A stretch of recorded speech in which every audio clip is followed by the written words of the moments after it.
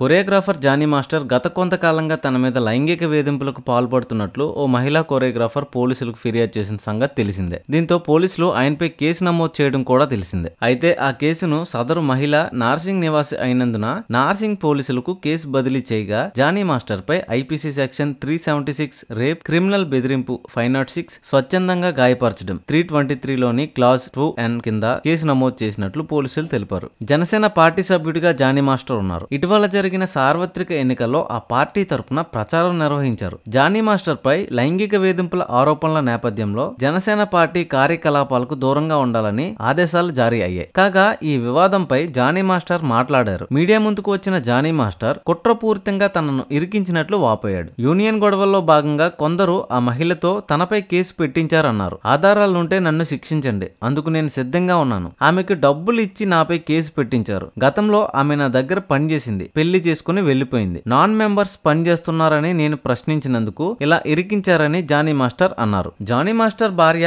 అయేషా సైతం ఈ ఘటనపై స్పందించారు. ఆమె మాట్లాడుతూ నాన్ యూనియన్ మెంబర్స్ పనిచేస్తున్నారని తెలిసి సెట్స్ కి వెళ్లిన జానీ మాస్టర్ కెమెరామెన్ తో ఇది కరెక్ట్ కాదని చెప్పారు. నాన్ మెంబర్స్ తో పని చేయించుకుంటే కార్డు ఉన్న మెంబర్స్ పని కోల్పోతారని చెప్పి వచ్చారు. శేఖర్ మాస్టర్, గణేష్ మాస్టర్ జోక్యం చేసుకోలేదు. బహుశా వాళ్ళు పనిలో బిజీగా ఉండొచ్చు. జానీ మాస్టర్ కి కూడా పనులు ఉన్నాయి, కానీ యూనియన్ మెంబర్స్ కి అన్యాయం జరుగుతుందని ఆయన ప్రశ్నించారు. ఆ సాయంత్రానికి మేడ్చల్ సిఐ నుండి కాల్ వచ్చింది. ఆయనతో పాటు మరో 5గురు వెళ్లి సిఐని కలిశారు. అనంతరం నేను అరెస్ట్ అయ్యానని జానీ మాస్టర్ ఫోన్ చేశారు. చేయని నేరానికి 14 రోజులు రిమాండ్ చేసి వచ్చారు. దీని వెనుక ఓ వ్యక్తి ఉన్నాడని జానీ మాస్టర్ భార్య అయేషా ఆగ్రహం వ్యక్తం చేశారు. యూనియన్ గొడవల్లో భాగంగా ఇరికించారని జానీ మాస్టర్, అయేషా అంటున్నారు. మరి ఈ కేసులో అసలు నిజాలు ఏంటో విచారణలో తెలియాల్సి ఉంది. సో ఇదన్నమాట సంగతి. మరిన్ని అప్డేట్స్ కోసం సబ్స్క్రైబ్ కొట్టు మావా.